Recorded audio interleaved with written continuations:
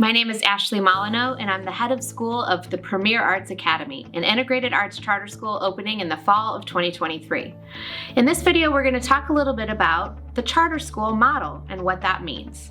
So first of all, it's important to understand that there's three different kinds of schools. Actually, there's probably a lot more than that, but there are three schools we're going to talk about today and how they sometimes get misconstrued for each other. So first of all, think about a private school. Private schools have tuition, they can have an enrollment process where they get to pick and choose their students, and they get to control their curriculum and the way they teach completely. So private school is different than a charter school or a public school. A public school, which we all pretty much know, that a neighborhood public school. Anybody can go, the government and school board control the curriculum, and it's completely free of charge. They're held accountable by the state of Indiana, or whatever state they're in at the time, for their finances and their academics.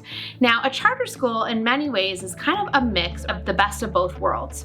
First of all, we, as a charter school, are free and completely open to any student that wants to attend. And there's often some interesting myths that need to be busted about charter schools.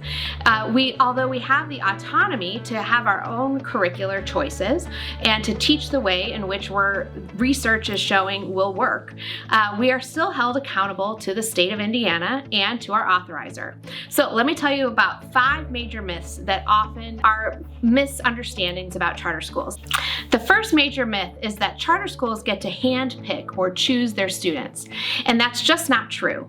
According to state law, charter schools have to be completely open and to any student who would like to attend. Now, if there's more interest than seats, we have a blind lottery, and we can talk about that later. But in this case, all charter schools get to accept all different types of students. So if you're a student with an IEP, or student with high ability, or students who just want to learn in a totally new and exciting way, Premier Arts Academy is for you. Now, another myth is that charter schools don't have to test. They don't have to do the state testing that other public schools do. And that also is not true.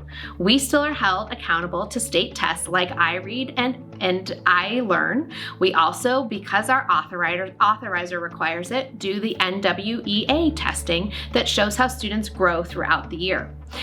So state testing, unfortunately, is still a thing for Premier Arts Academy. However, you'll notice that the testing culture at Premier Arts is not the same as you would find in a traditional public school.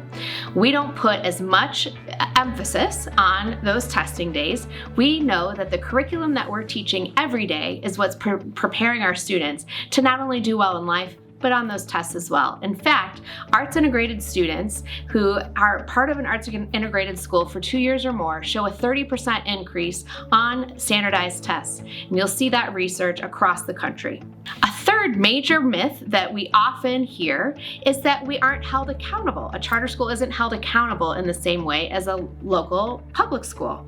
Unfortunately, that's also not true. We are not only held accountable by the Indiana Department of Education, where we have to turn in our tests and our academic scores, our finances, all of our attendance records, and they also give us a state letter grade like they do any other public school. But we're also accountable to Ball State University, who's our partner and authorizer. They oversee our board governance, our calendar, our academics, finances, and curriculum choices. So in actuality, you're right, we aren't held accountable in the same way as local public schools. I'd say we're held accountable twice as much by both the IDOE and Ball State University. Another major myth about the Premier Arts Academy is that this is only for rich kids.